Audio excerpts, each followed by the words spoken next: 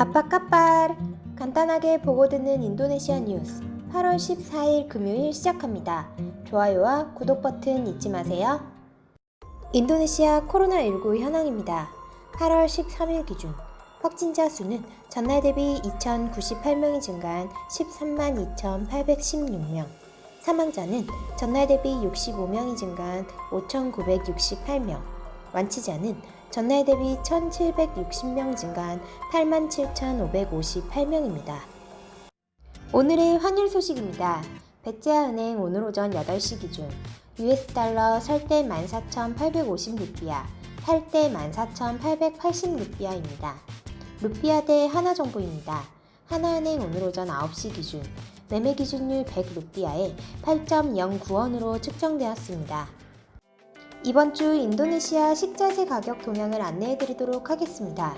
품목은 킬로그램당 루피아 기준액입니다. 이번 주 쌀의 가격은 전주와 동일하며 소고기, 계란, 방황메라, 마늘, 식용유의 가격은 소폭 상승하였습니다. 닭고기, 짜배, 설탕의 가격은 소폭 하락하였으므로 구입 시 참고하시길 바랍니다. 오늘의 첫 번째 소식입니다. 인도네시아 수마트라 섬 북부의 시나붕 화산이 13일 오전 3차례 분화했습니다.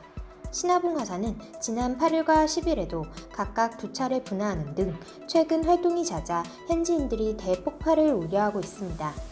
인도네시아 화산지질 재난예방센터는 시나붕 화산이 이날 오전 6시 7분부터 11분 59초 동안 오전 8시 2분부터 8분 16초 동안 분화해 화산재 기둥이 각각 최고 1km 높이까지 치솟았다고 밝혔습니다.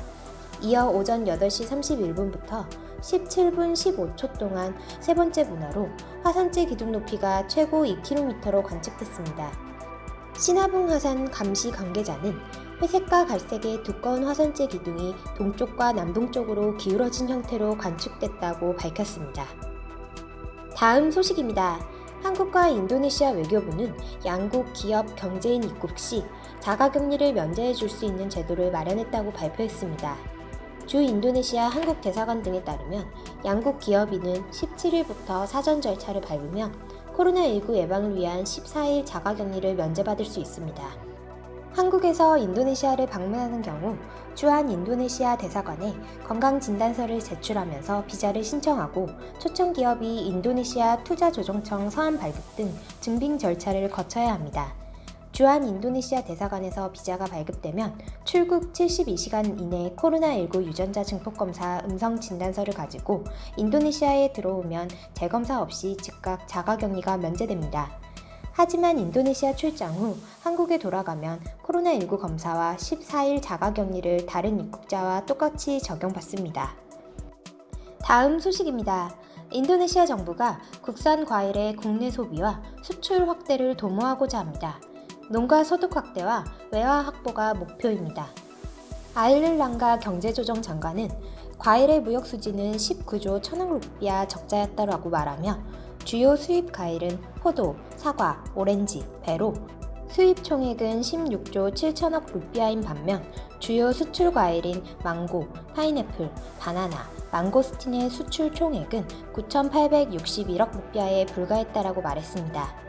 아일랑가 장관은 이어 코로나19 영향으로 과일 수입량이 줄어든 반면 국산 과일의 생산량은 최근 4년간 연평균 10% 성장했다라며 국산 과일의 생산량이 늘어나면 수출 증가도 기대할 수 있을 뿐만 아니라 국내 수요도 증가할 것으로 기대된다라고 덧붙였습니다.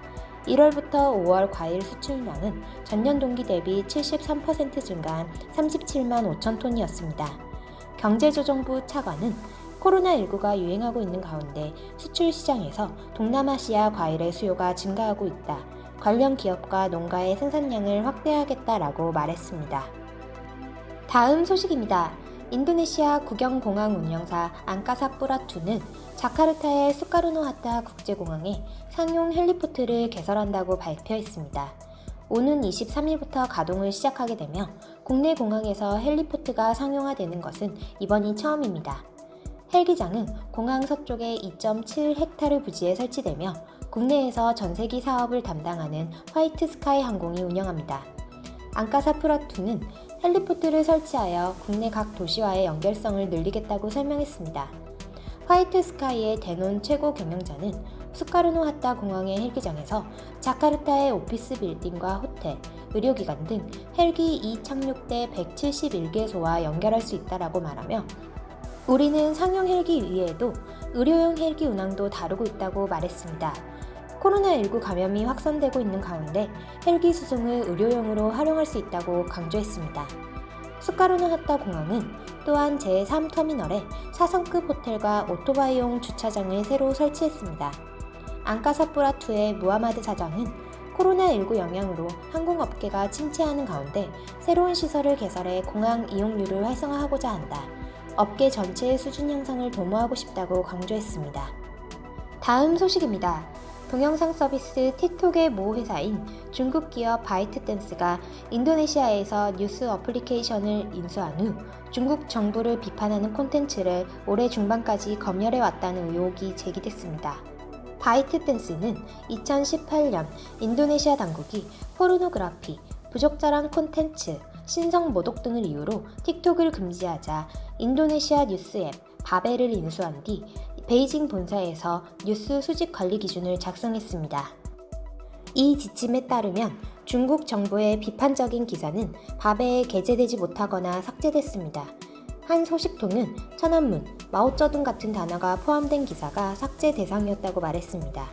또 다른 소식통은 남중국해를 둘러싼 인도네시아와 중국의 갈등을 다룬 기사들도 삭제됐으며 여기에는 인도네시아 국영통신 안따라의 기사들도 포함됐다고 말했습니다. 바벨 관리자들은 또 인도네시아에서 틱톡이 금지된 것과 관련된 기사도 노출하지 말라는 지시를 받았다고 전했습니다. 바벨 측은 바벨 앱을 조금만 검색해봐도 우리가 삭제한다고 주장하는 기사들과 동영상들이 수없이 나온다며 검열 의혹을 부인했습니다. 바이트댄스는 바벨 측의 답변 이외에는 덧붙일 말이 없다고 밝혔습니다. 중국 외무부와 인터넷 규제기관은 이와 관련된 질의에 응답조차 하지 않았습니다. 바이트댄스는 인도네시아에서 갈등을 유발할 수 있는 인종, 종교, 정치 관련 소재들도 검열하였습니다. 바이트댄스는 현재 미국에서 틱톡을 미국 기업에 매각하라는 도널드 트럼프 대통령의 압박을 받고 있습니다. 트럼프 대통령은 지난 6일 틱톡의 모회사 바이트댄스, 위챗의 모회사 텐센트와의 거래를 금지하는 행정명령에 서명하였습니다. 8월 14일 인도네시아 소식 여기서 마치겠습니다. 유익한 정보 되셨으면 좋아요와 구독 버튼 부탁드립니다. 테리마 카시.